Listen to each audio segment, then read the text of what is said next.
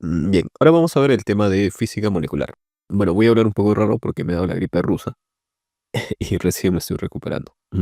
Entonces, este tema es interesante porque nos acercamos bastante a lo que es la química, ¿no? Entonces acá dice Kalichpa, Bashitspa, no, Bishitspa. Entonces, ¿qué es esto? Es cantidad de sustancia y se mide en mol. En el sistema internacional hay unidades de medida. Entonces, la unidad de medida de la cantidad de sustancia justamente es, perdón, la unidad de medida, cantidad de sustancia, su unidad es el mol. Ok, así como de la longitud se metro, el tiempo se segundo, así. Y tienes masa molar, ¿no? ¿Y qué es esto de masa molar? Bueno, es la masa que tiene un número de Avogadros de molécula. ¿Qué más? Ya. Ese tema no es muy complicado, ya, pero hay que entender bien los conceptos. Y justamente para eso tengo esto de acá, la pizarrita. En esta presentación no vas a hacer ejercicios, así que si quieres hacer ejercicio de frente, vete a la siguiente. Pero sería interesante porque justamente vamos a repasar algunos conceptos. Tenemos acá un átomo. Un átomo es algo bien pequeñito, bien pequeñito. Más grande que eso tenemos acá una molécula, ¿no? Podemos decir que es el de verde. Y cuando ya tienes muchas, muchas moléculas, millones de trillones, muchísimos, recién se acerca a nuestro mundo físico, al que conocemos. Porque seguramente es muy complicado. Creo que ni con un microscopio se puede ver los átomos. Pero, por ejemplo, 18 gramos de agua sí son visibles. Pero en estos 18 gramos ha habido 6,023 por 10 a la 23 moléculas de agua para que recién llegue a ser esos 18 gramitos. Entonces, ¿qué es esto del número de Avogadros? El número de Avogadro es una cantidad fija. Es como un valor, digamos, que representa una cierta cantidad de algo. Por ejemplo, te pongo un ejemplo, ¿ok? Cuando nosotros hablamos de una docena, vamos a suponer una docena de cerveza. Acá cerveza se dice piba. De hecho, es una de las primeras palabras que los latinos aprenden cuando vienen acá. Entonces, una docena es fijo, pues, ¿no? Puede ser una docena de huevos, una docena de cerveza, lo que sea, pero es una cantidad. Entonces, acá también. Este valor de acá es una cantidad fija. Entonces, esta cantidad de moléculas, ¿de qué? Justamente ahí es lo que cambia. Depende si es agua, depende si es hidrógeno o cualquier otro elemento. Pero la cosa que es esta cantidad. Y esta cantidad es lo que se define como el número de Avogadro. ¿Y eso qué es? Pues justamente es una mol de molécula. O sea, en este caso agua, ¿no? Si yo asumo una molécula de agua y pregunto, oye, ¿y cuánto pesa una mol de agua? Bueno, ¿cuánto pesa? Hay que ver. Peso del hidrógeno, 2 por 1 más 16, 18. Aproximado. Pero eso es una mol. En cambio, si nosotros tenemos Em, ¿cuánto? Si tenemos 72 gramos de agua, por ejemplo, la pregunta sería, ¿cuántos moles hay acá? Bueno, si una mol tiene 18, 72, ¿cuántos tiene que ver? Necesariamente 4, ¿sí? Por eso que acá dice 4. Ahora la pregunta es, ¿y cuántas moléculas hay en esos 4 moles? Ok. En una mol hay un número de Avogadros de moléculas, ¿sí? Este número que dijimos, 6,022 por 10 a la 23. No es, bueno, no es fácil de olvidar, así como ya sabes que. Entonces, son 4. Ok, 4 de esa cantidad te da, multiplicamos acá y te sale este valor, ¿no? 24 por aproximadamente, pues, ¿no? Por 10 a la 23 moléculas, ¿no? Son muchísimos.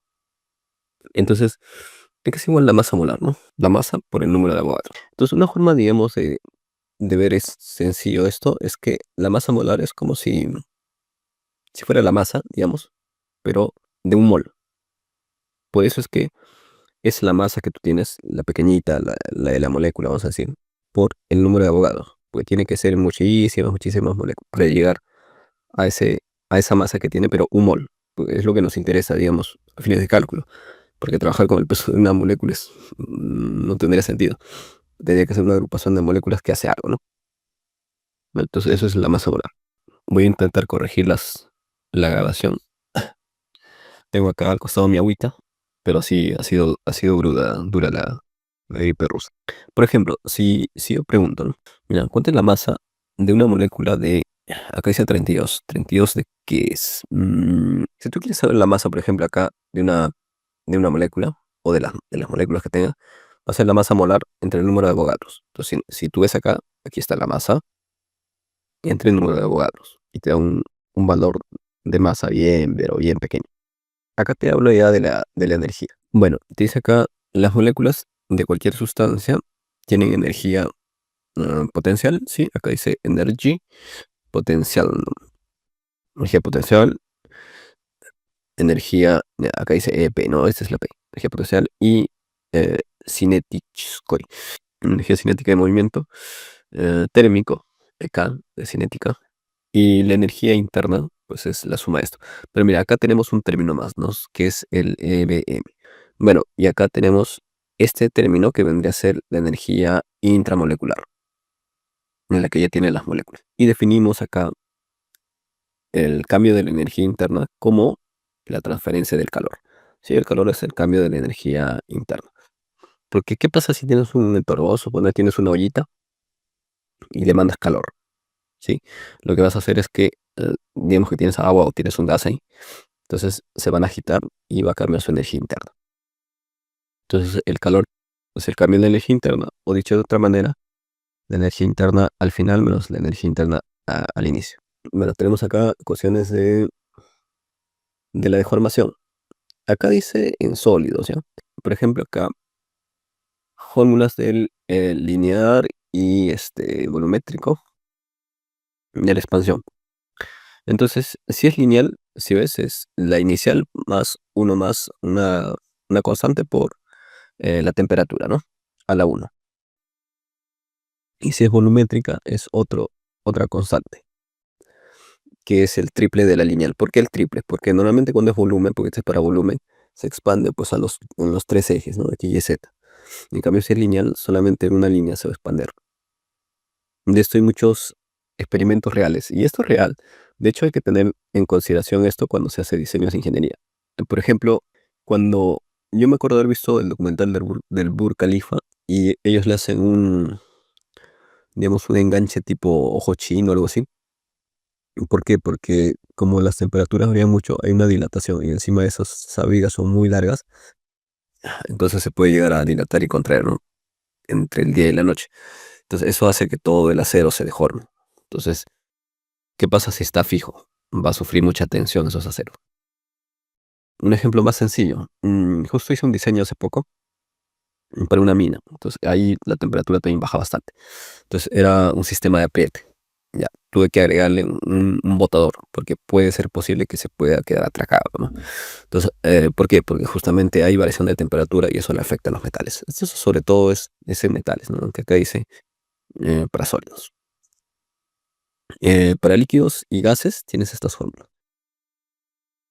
¿Y qué más tenemos? Bueno, acá define, ¿no? Longitud inicial, longitud del cuerpo a determinada temperatura, etcétera, y acá los coeficientes. Y en el caso de líquidos y gases, estas son densidades. ¿Qué más? Acá me habla del ser absoluto, del Kelvin, que no se puede alcanzar y que es equivalente a menos 273 grados centígrados aproximadamente. Entonces, ¿qué más? Acá me habla de los isoprocesos. ¿Qué significa iso, no? Ese prefijo iso. Iso significa igual. Entonces, procesos iguales. ¿Cómo así? Por ejemplo, ¿qué pasa si tú tienes un proceso donde la temperatura se mantiene constante? Eso se llama proceso isotérmico, ¿no? Acá dice isothermic key process. Cuando la presión es constante, eso es isobaric key process, ¿no? Proceso isotérmico, proceso isobárico. Y cuando el volumen es constante, se llama Isoharichesky process. ¿Cómo te acuerdas de esto? Bueno, yo siempre usaba memotecnia, ¿no? Porque soy malísimo acordándome cosas. Isotérmico es fácil, ¿no? Porque acá tiene la temperatura, térmico. Isobárico, porque acá dice bar, ¿no? La unidad de la presión es el bar. Y bueno, yo decía, bueno, el que queda. Isócoro creo que se dice en español. Acá me muestra las gráficas justamente los tres procesos. Acá la temperatura es constante. Si tenemos gráficas presión versus temperatura, se me dice que la temperatura es constante, significa lo siguiente, que no importa la presión, la temperatura siempre es el mismo valor, como se ve acá. Ok, lo mismo acá. Si es volumen-temperatura, es la misma historia. Ok, y si tengo una curva presión-volumen, tengo una hipérbola. ¿Por qué es que sale de esta manera? Porque en la ecuación en la dependencia, que vamos a ver en un toque, en el power ratón se entiende mejor, que la dependencia es inversamente proporcional. Entonces se tienen que multiplicar. Por lo tanto, por ahí sale una hipérbola. Acá tenemos el proceso isobárico, ¿no? Que dice Sacon-Slay, ley de, de Gay-Lussac, si mal no recuerdo, sí. Entonces, esto es a presión constante. Cuando habla de leyes, hay que acordarnos que las leyes no se demuestran, solamente se aceptan. Y es como que, digamos, es obvio que así se comporta, ¿no? Y sí, cuando estas personas hacían sus experimentos, analizaban esto, veían justamente sus comportamientos. Entonces, ¿qué veía? Que cuando la presión es constante, la relación de volúmenes era igual a la relación de temperatura. Como si, por ejemplo, si tienes voy a decir, una botella, y tú le empiezas a meter calor, esa botella se va a inflar, ¿cierto? Pero se va a inflar porque, justamente por el tema de la presión. Porque si tú le metes calor al querer inflarse, imagínate que las paredes fueran muy, muy gruesas. No va a poder expandirse, entonces la presión va a empezar a crecer. Pero lo que estamos buscando es que la presión sea constante, por lo tanto necesariamente se tiene que expandir. Entonces hay una relación, dice, directa entre los volúmenes y las temperaturas. Y acá me muestran las gráficas, ¿no? La misma historia. Y como la relación, como vemos, es directa, ya no inversa como en el otro caso, te sale estas gráficas. En este caso lineal acá y acá constante. El último que sería el proceso isocórico, ¿no? Que es la ley de Charles. Y bueno, acá dice Sherlock. Ok, y bueno, la misma historia. Vamos a lo que nos interesa. Entonces, al final se llegan a esta relación, es una constante. Cuando uno trata de demostrar, digamos, estas cosas, tienes que partir de algo, ¿no? Parte justamente de esas leyes. Y al final llegamos a la ecuación del pavita ratón. Una vez que escuche eso del pavo ratón nunca se olvida. Entonces acá le falta una n, ¿no? Pero ya lo tienen contenido el R y el P. Pero yo prefiero acordarme con presión por volumen, o sea, pavo, es igual a nRT o RTN, ¿no? Ratón. Y cambias el número de moles, masa entre masa molar. Antes de ir a los problemas, bueno, para terminar la presentación, tenemos la ecuación también de la presión y de la energía cinética. Lo que pasa es que las moléculas, cuando se estén moviendo, debido seguramente al cambio en su energía interna, por calor, por presión, por lo que sea, o la forma directa en que va a cambiar la energía es pues por temperatura y por presión, ¿no? Por lo general vamos a tener eso. ¿Qué más? La energía cinética es un mayor masa al cuadrado y te da estas relaciones. Ahora, esto es demostrable. Yo recuerdo haberlo demostrado, pero como soy un desordenado, no sé ni dónde lo hice. Creo que fue de un papel ahí. Pero partes de la constante de Boltzmann, me parece. Y por ahí vas agarrando esta ecuación.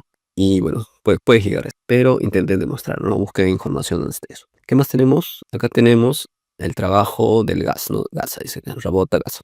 El trabajo del gas. Esto yo lo he visto mucho, pero más que todo con aceite, no con gas. Pero la idea es la misma, ¿no? El trabajo es la fuerza por la distancia. Y el delta S que dice acá. Bueno, trabajo acá lo simboliza con A. ¿Ok? Y al final digamos que el trabajo también se puede expresar como la presión por la variación del volumen. Bueno, si no lo hago esto, me retraso más. Bueno, terminamos por ahora.